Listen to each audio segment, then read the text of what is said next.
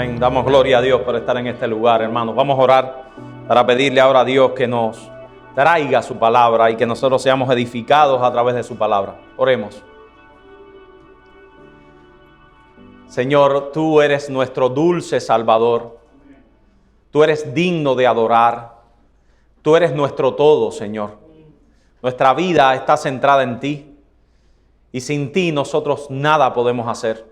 Por eso te pedimos ahora que hables a tu pueblo, que traigas a este pueblo, Señor, el impacto vivificador de tu palabra. Que nosotros seamos revividos, consolados a través de tu palabra. Te lo pedimos en el nombre de Jesús. Amén. Comienza su libro el pastor Sugel Michelén, el libro Palabras al Cansado, con estas palabras. El cristiano no es inmune al dolor, ni al sentimiento de angustia y desamparo que puede experimentarse en el horno de la aflicción. Como cualquier otro ser humano, tiene que batallar con la depresión y el cansancio emocional. El libro de los Salmos es una prueba de ello.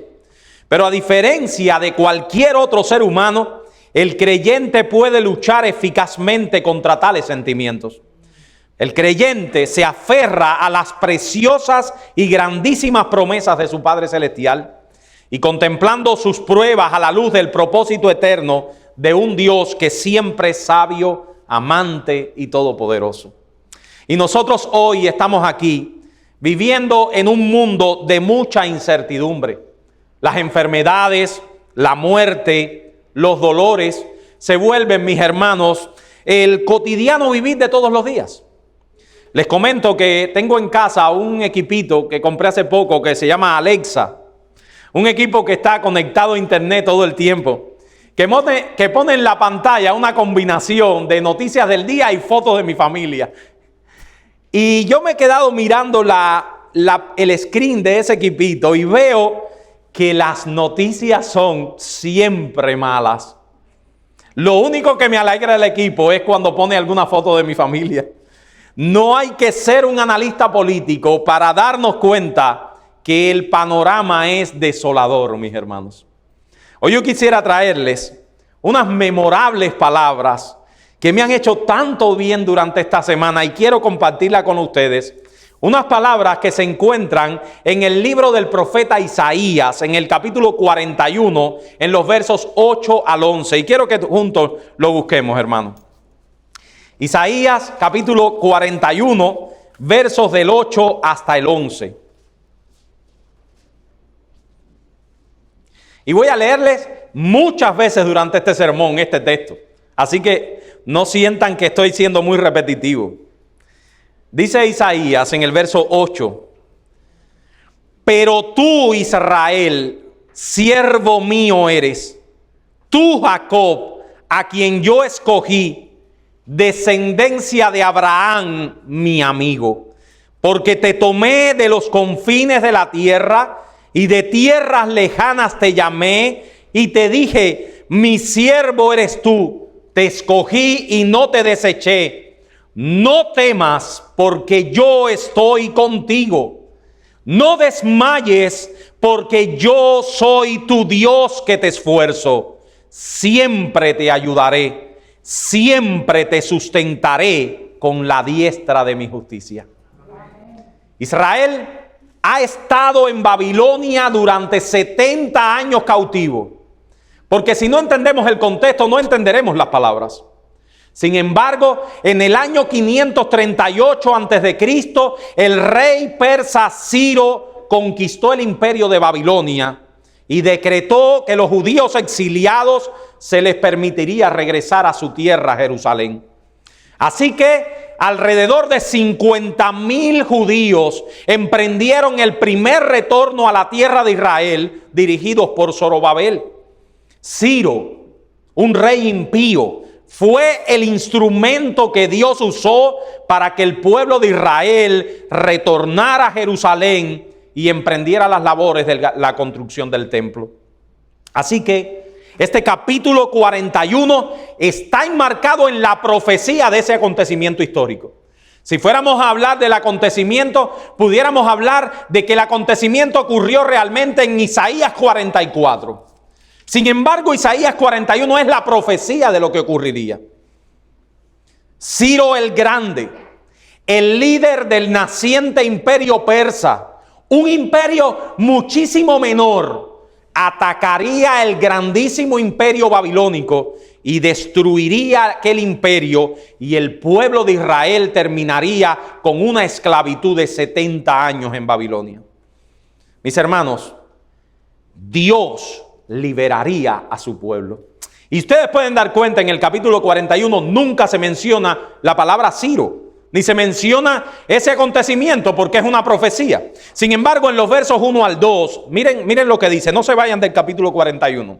Escuchadme, costas, y esfuércense los pueblos, acérquense y entonces hablen. Estemos juntamente a juicio. ¿Quién despertó del oriente al justo? Ese al justo es Ciro. Lo llamó para que le siguiese, entregó delante de él naciones y le puso en señorear de reyes. Los entregó a su espada como polvo, como hojarasca que su arco arrebata. El profeta Isaías dice que Dios guiará a Ciro a la conquista de Babilonia. Dios guió esos acontecimientos seculares conforme a sus propósitos soberanos para con su pueblo. Y teniendo en cuenta este contexto, hermanos, tengamos en cuenta esto, podremos sacarle mejor, como decimos los cubanos, el jugo al texto del verso 8. Esos versos pudiéramos dividirlos en 3 grandes enunciados que serán también los 3 versículos que leímos. En primer lugar, la identidad del pueblo de Dios, se nos dice en el verso 8. En segundo lugar, la razón para esa identidad en el verso 9. Y en tercer lugar, las benditas consecuencias de tener esa identidad. Verso 10. ¿Cuál es la identidad del pueblo de Dios? Leamos de nuevo. Pero tú, Israel, siervo mío eres tú. Jacob, a quien yo escogí, descendencia de Abraham, mi amigo.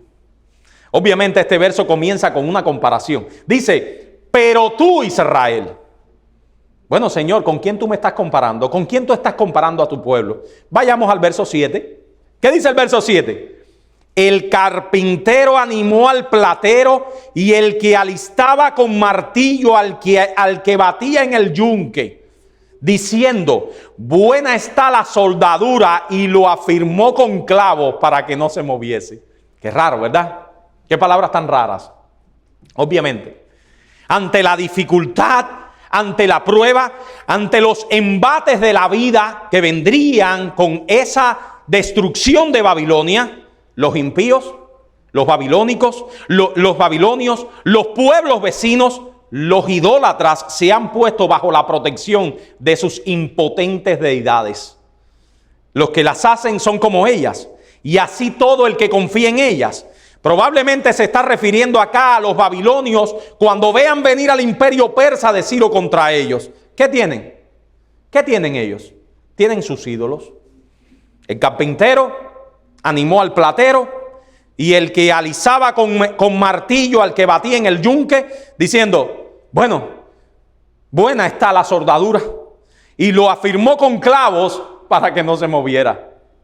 Sin embargo, es interesante cómo Dios se refiere a esos ídolos en forma de burla. ¿No les parece una burla?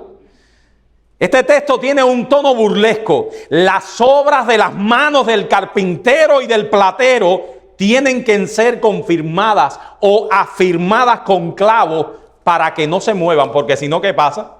Se caen. Como lo que vi en la televisión hace poco.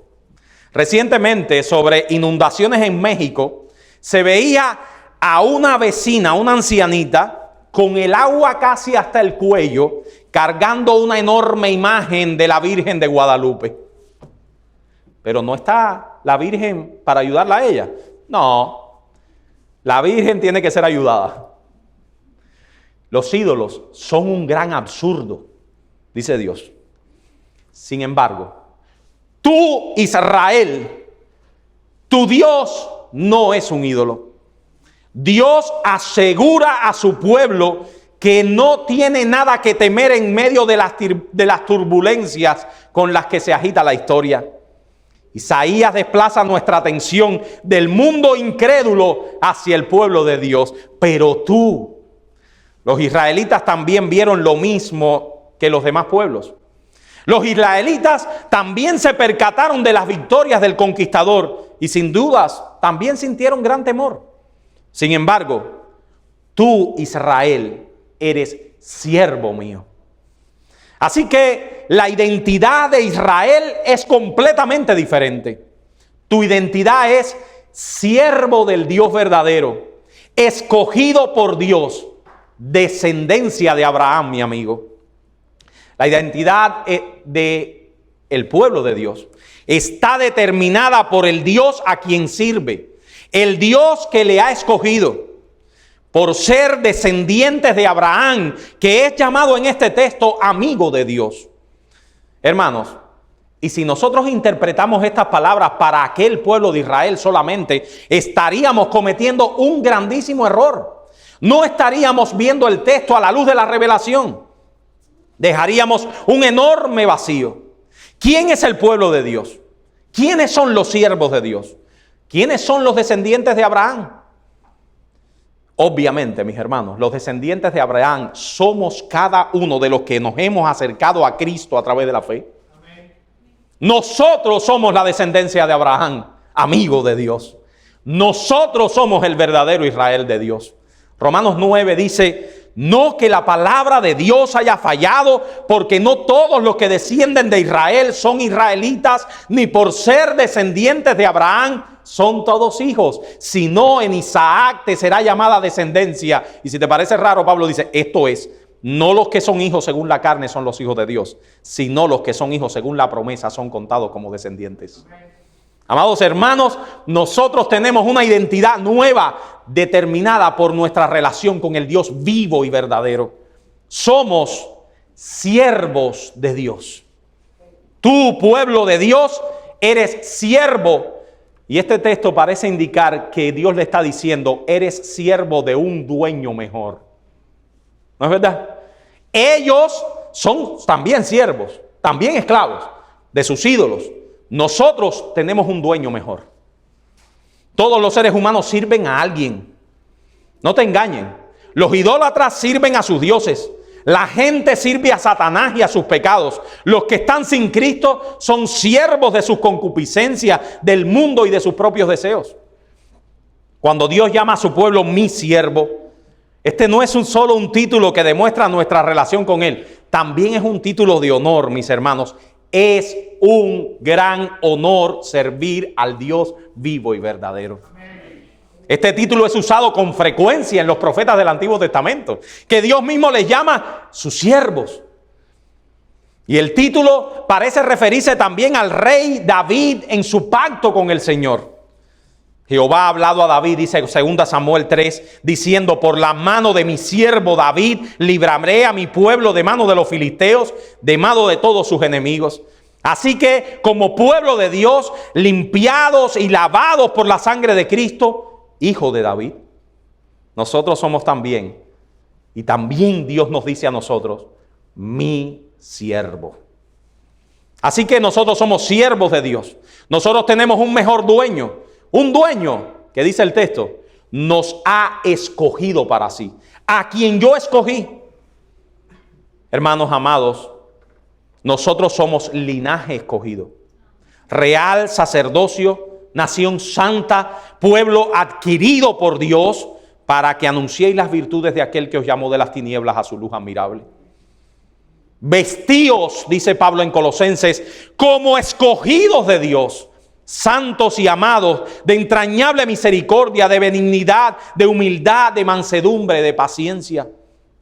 Dios ha escogido a un pueblo para sí. Y ese pueblo ya no vive conforme a su voluntad, sino conforme a la voluntad de aquel que es su dueño. Sin embargo, el verso 9, Dios nos da las razones para la identidad de su pueblo. Porque te tomé. Mire el verso 9. ¿Por qué tú eres un siervo de Dios? Porque te tomé de los confines de la tierra y de tierras lejanas te llamé y te dije, mi siervo eres tú, te escogí y no te deseché. Dios le recuerda a su pueblo su activo compromiso con nosotros, mis hermanos. Te tomé de los confines de la tierra y de tierras lejanas te llamé. Y obviamente el contexto inmediato se está refiriendo a los 70 años de cautividad en Babilonia. Dios rescató a su pueblo de allí. Pareciera que algunos israelitas pudieran pensar que Dios se había olvidado de ellos. Una generación entera pasó esclava en Babilonia. Pareciera que Dios ya se había olvidado de su promesa. Sin embargo, Él a su debido tiempo los tomó, no los desechó nunca. Hermanos, esa es la principal razón para nuestra identidad. Dios nos ha tomado de la cautividad, nos ha sacado de nuestra Babilonia y nos ha traído para sí. Nuestra identidad está marcada por esa disposición de Dios de escogernos, de traernos, de sacarnos de nuestras Babilonias. Eso lo dice Efesios capítulo 2. Él nos dio vida cuando nosotros estábamos muertos en nuestros delitos y pecados. ¿Cómo estábamos nosotros? En la concupiscencia de nuestra carne, siguiendo al príncipe de la potestad del aire, entre los cuales también nosotros vivimos en otro tiempo, en los deseos de nuestra carne, haciendo la voluntad de la carne y de los pensamientos, y éramos por naturaleza hijos de ira, lo mismo que los demás. Y como dice el pastor Sugel, pero Dios se interpuso en nuestro camino. Dice Pablo en Efesios 2, Dios que es rico en misericordia, nos amó y nos trajo y nos hizo suyos, mis hermanos. Amén. Y nos hizo suyo para siempre. Así que esa identidad de ser siervos de Dios tiene su razón en Dios, en la elección de Dios, en el acto soberano de Dios de traernos y hacernos parte de su pueblo. Así que mis hermanos, nosotros somos siervos de Dios, frutos de la elección de Dios. Ahora, el pollo del arroz con pollo de este sermón es las consecuencias de nuestra identidad con Dios. ¿Qué pasa ahora que yo tengo claro que yo soy un siervo de Dios? Que tengo claro que Dios me ha traído y me ha hecho su siervo y que me ha escogido para sí. Bueno, las consecuencias quiero que las busquemos en el verso 10. No temas, porque yo estoy contigo. No desmayes, porque yo soy tu Dios que te esfuerzo. Siempre te ayudaré, siempre te sustentaré con la diestra de mi justicia. No temas, porque yo soy tu Dios. Y la palabra no temas es un condicionante a todo lo demás. No temas, porque yo estoy contigo. No desmayes, porque yo soy tu Dios que te esfuerzo. Siempre te ayudaré, es ese no desmayes. Siempre te sustentaré, es ese no desmayes, no temas. Hermanos, y esa conclusión es lógica. Vamos a pensar todos juntos, mis hermanos, porque esto es muy importante en nuestros momentos de tribulación y de ansiedad. Si Dios te ha escogido para sí, si Él te ha traído de tierras lejanas, de nuestro rumbo, de nuestras maldades, si Él te ha hecho tu siervo, su siervo, entonces, obviamente, no temas. No temas. Él está contigo. La presencia de Dios debe ser tremendamente tranquilizadora para todo creyente. El temor al que se refiere este texto no es el temor de Dios, cuidado. El temor al que se refiere el texto es el miedo paralizador. El miedo que inmoviliza, que surge de una confianza en ti mismo y en los medios. Decimos, yo confío en Dios. Sin embargo, eso lo hacemos cuando al mismo tiempo estamos confiados en que lo tenemos todo bajo control. ¿No es verdad? Qué fácil es decir yo confío en Dios cuando todo está bajo control. La cuenta del banco está bien, el carro está asegurado, no tengo ningún accidente, la casa no se está mojando. Qué fácil es decir yo confío en Dios. Es fácil. Sin embargo, cuando las cosas se salen de las manos, cuando ya las cosas no las vemos igual, ahí es cuando hay que decir, yo confío en Dios, Él está conmigo. A veces somos como hojitas de papel que se las lleva el menor soplito de viento, mis hermanos. Y nos vemos a nosotros mismos con una ansiedad aterradora, con un terror, porque las cosas no las tenemos todas bajo nuestras manos. Y esa misma promesa Dios le hizo a Moisés y le repitió varias veces cuando le llamó para la tarea de liberar a su pueblo. Ese texto a mí me fascina. Ya no le quedaba nada a Moisés, ninguna justificación para dar, para que de tratarle de convencer a Dios que él no era el hombre. Moisés no quería eso. Y Dios le dijo, Éxodo 3, ven por tanto ahora y te enviaré a Faraón para que saques de Egipto a mi pueblo, los hijos de Israel. Entonces Moisés respondió a Dios, ¿quién soy yo para que vaya a Faraón y saque de Egipto a los hijos de Israel? Y él respondió, como que Dios no le estaba respondiendo la pregunta. Moisés le preguntaba, ¿quién soy yo? Y lo que Dios tenía que responderle es, bueno, tú Moisés, tú eres un hombre fuerte, tú eres un hombre grande, tú eres un hombre sabio. No. ¿Cuál es la respuesta? Ve, porque yo estaré contigo. Y esto te será por señal de que yo te he enviado. Cuando haya sacado de Egipto al pueblo, serviré a Dios sobre este monte. Y esas palabras, ve que yo estaré contigo, se las repite una y otra vez Dios a Moisés. Moisés, tú no eres nadie. Tú no eres nada en el sentido, mis hermanos, de tus incapacidades, Moisés. Yo sé que tú eres tartamudo. Yo sé que tú eres débil. Yo sé quién eres tú. Pero yo estaré contigo. La promesa de la presencia de Dios, ese ve que yo estaré contigo, debía ser tremendamente tranquilizador para Moisés en su tarea. Dios estaría con él. Así que ahí mismo deberían salir todos sus temores. Asimismo Dios le dijo a Josué, mis hermanos, ese sucesor de Moisés en la tarea de conquistar la tierra.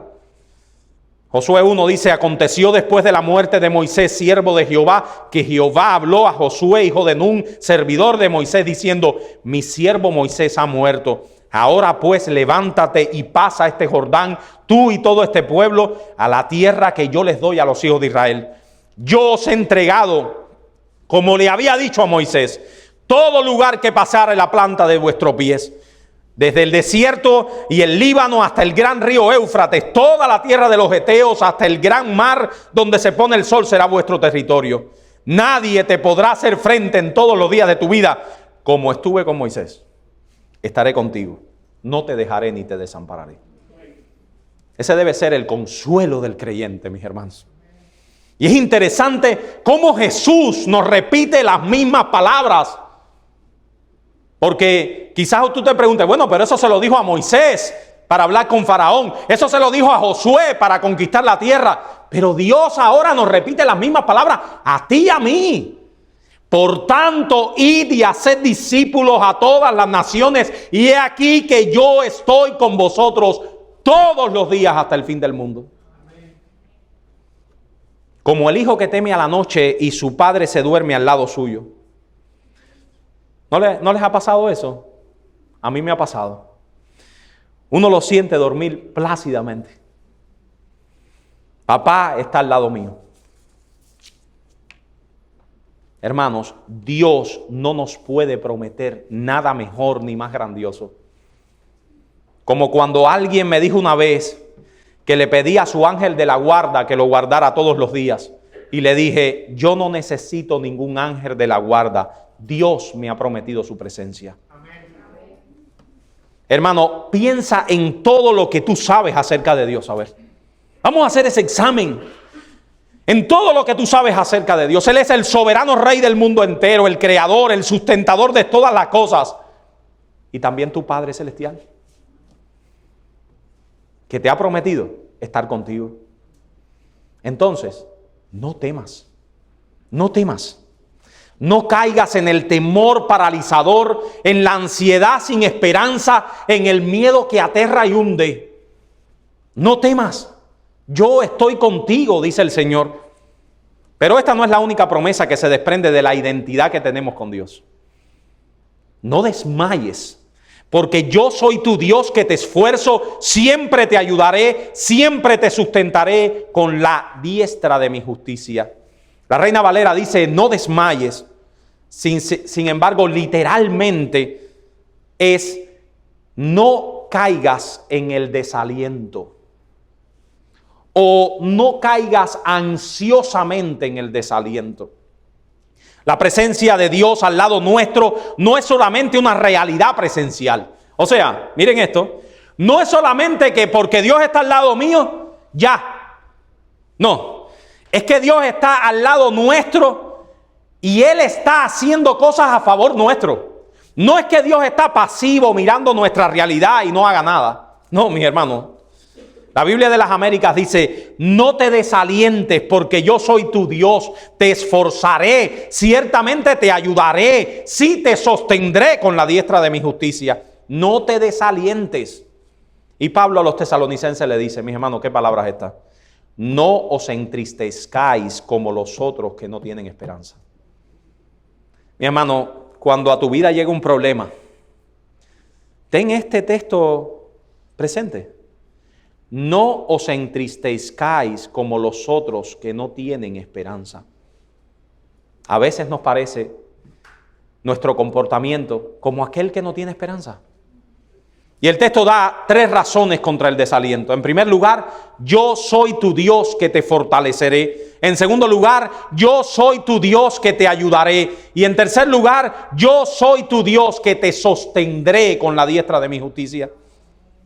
Yo soy tu Dios que te fortalezco, que te esfuerzo. Miren, mis hermanos, qué tremendo texto. Hay solo unos versos antes de este. En Isaías capítulo 40. En ese mismo contexto de la esclavitud de Babilonia, después de 70 años de cautiverio, quizás ya las fuerzas habían debilitado.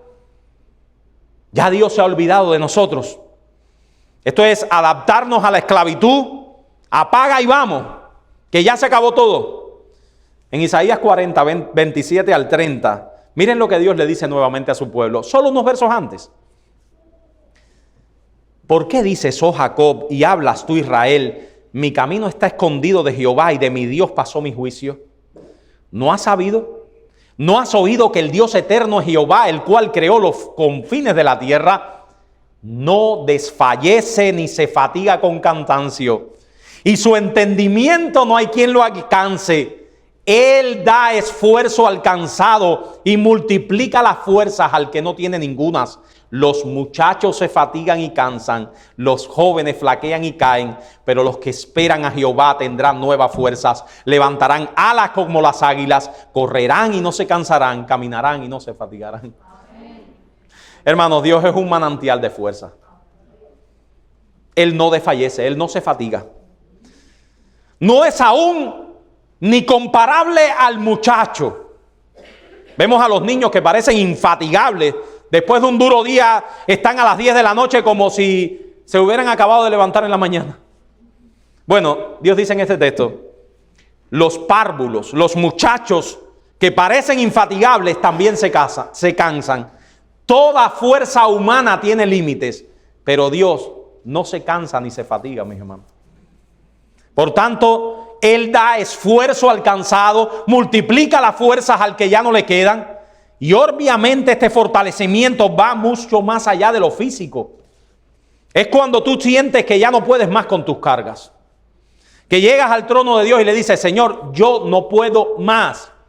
No puedo más con todo lo que estoy cargando. Ya no puedes seguir soportando más los afanes de la vida. Dios promete que los que esperan en Él tendrán un torrente de fuerzas espirituales que Él les provee.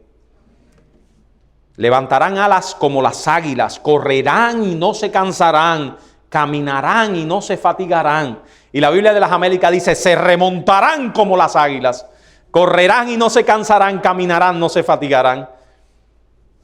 Remontarán, correrán, caminarán. Estos verbos presentan una imagen viva de la transformación espiritual que Dios hace a sus hijos. Dios da fuerzas de tal manera que los embates de la vida no pueden arrastrarnos, mis hermanos. Esas buenas nuevas debe darle al pueblo del Señor el ánimo para esperar con paciencia su completa redención.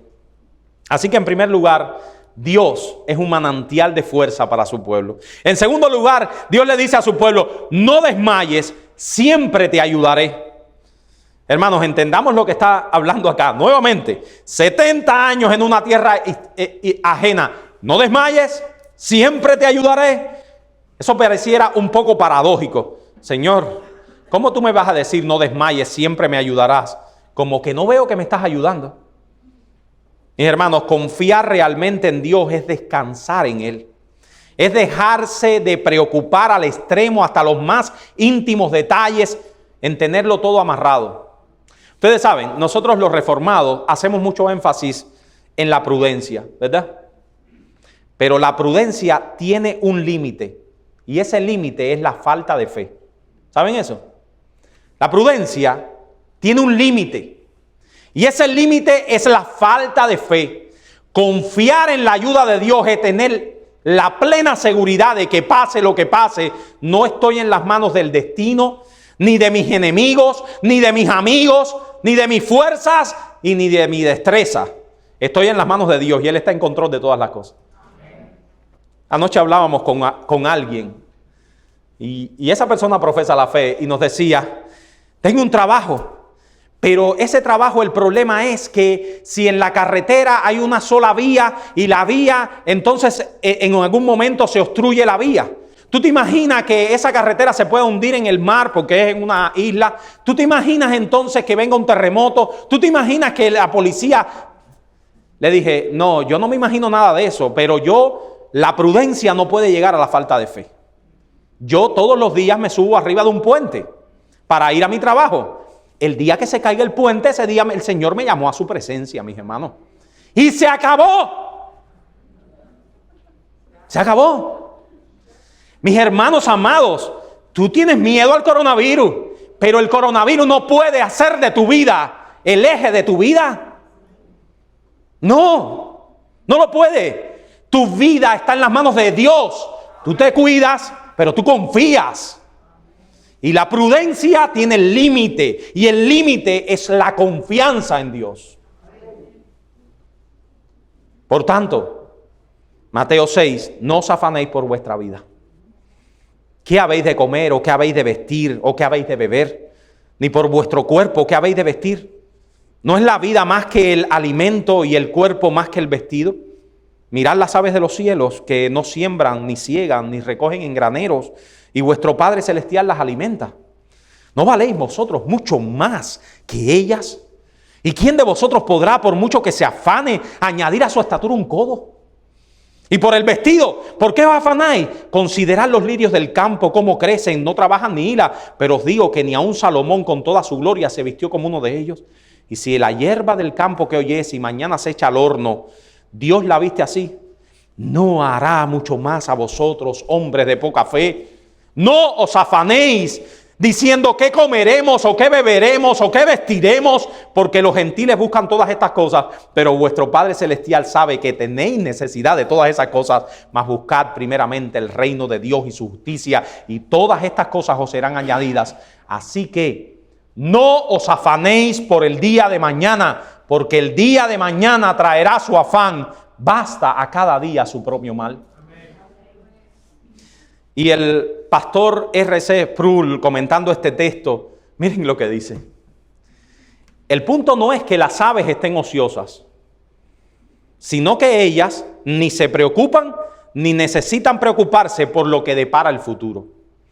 La ansiedad ante la incertidumbre en cuanto a los recursos o la escasez de ellos para mantener la vida física, en cuanto a los que nos depara el futuro, revela una fe vacilante en el cuidado del Padre Celestial por sus hijos.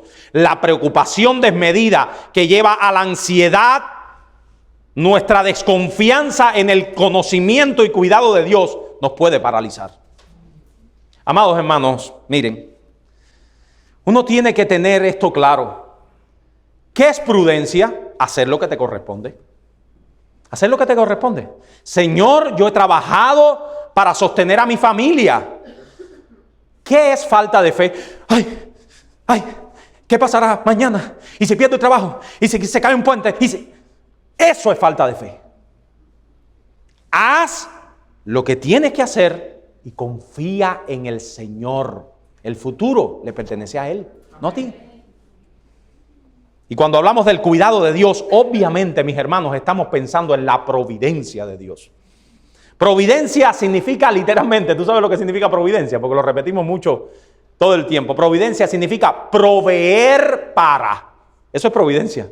Cuando decimos que Dios es el Dios de la providencia, estamos diciendo que Dios provee para nosotros. Dios tiene un plan con nuestras vidas y Él lo llevará a cabo, mis hermanos. Nada pasa en nuestras vidas sin estar bajo el control de su majestad, de su providencia. Y los teólogos de Westminster en el siglo XVII lo definieron de esta manera. Yo puse los teólogos de Westminster, pero está en nuestra confesión también, pero para hablar algo de Westminster.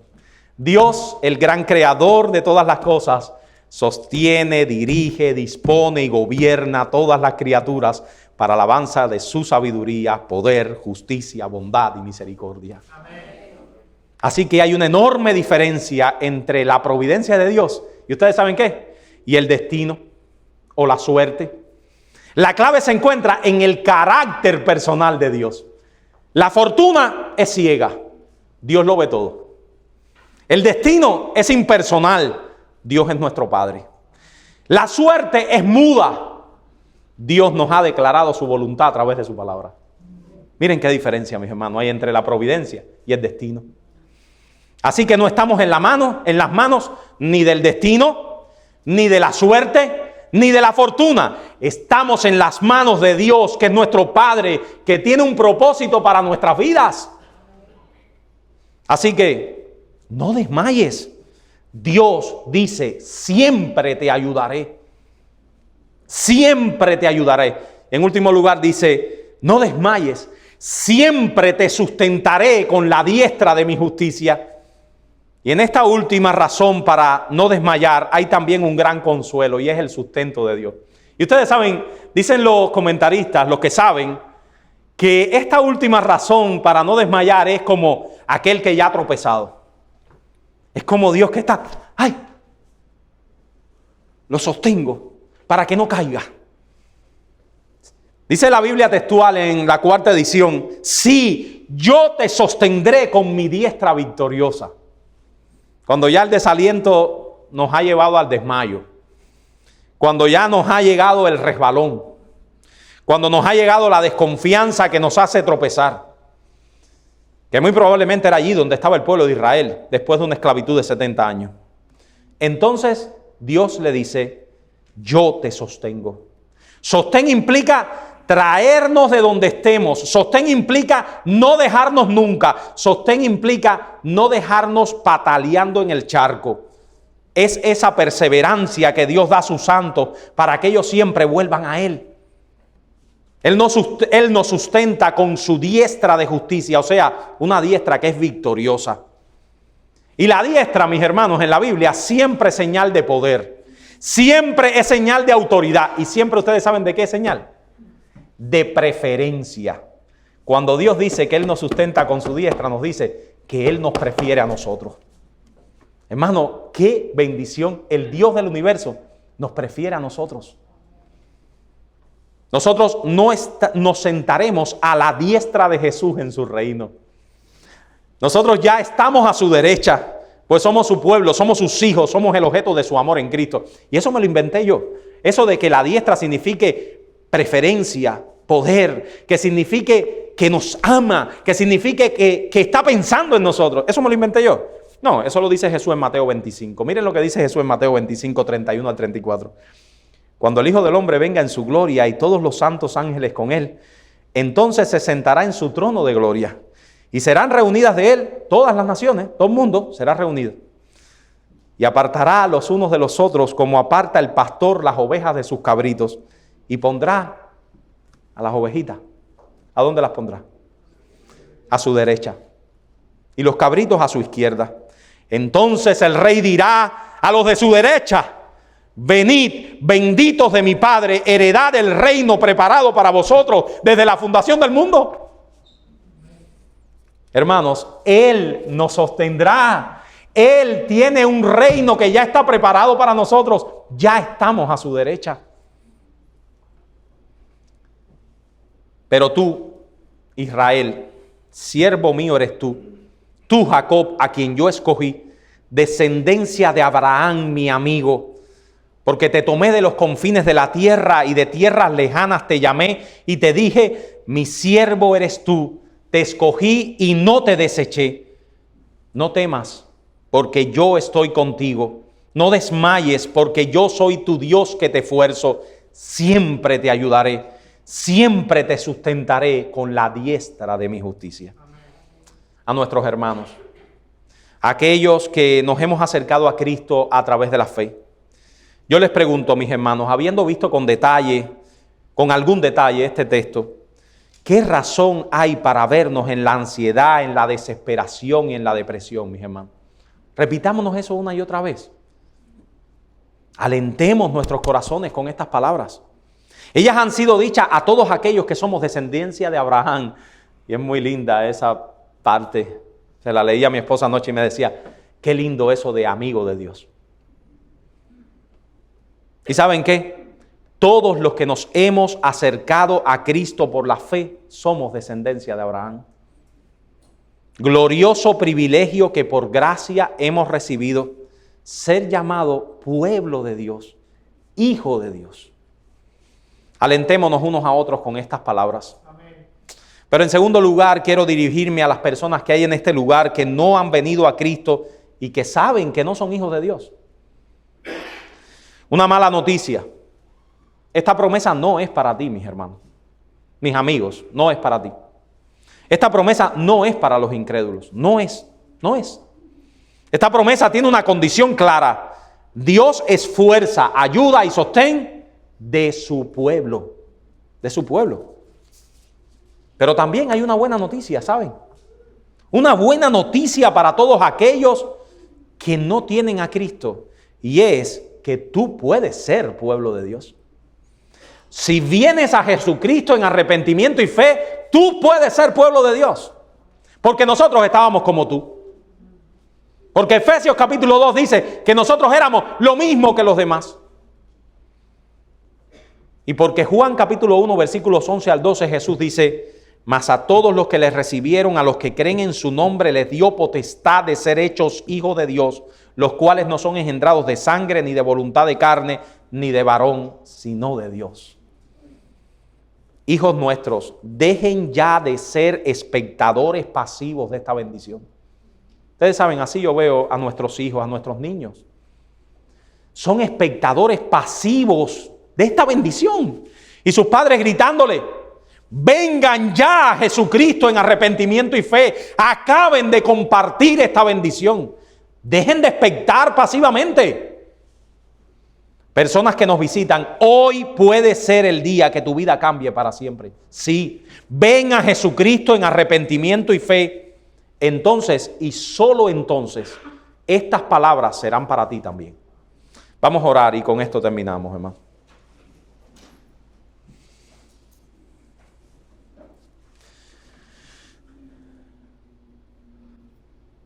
Padre Santo, gracias por tu palabra.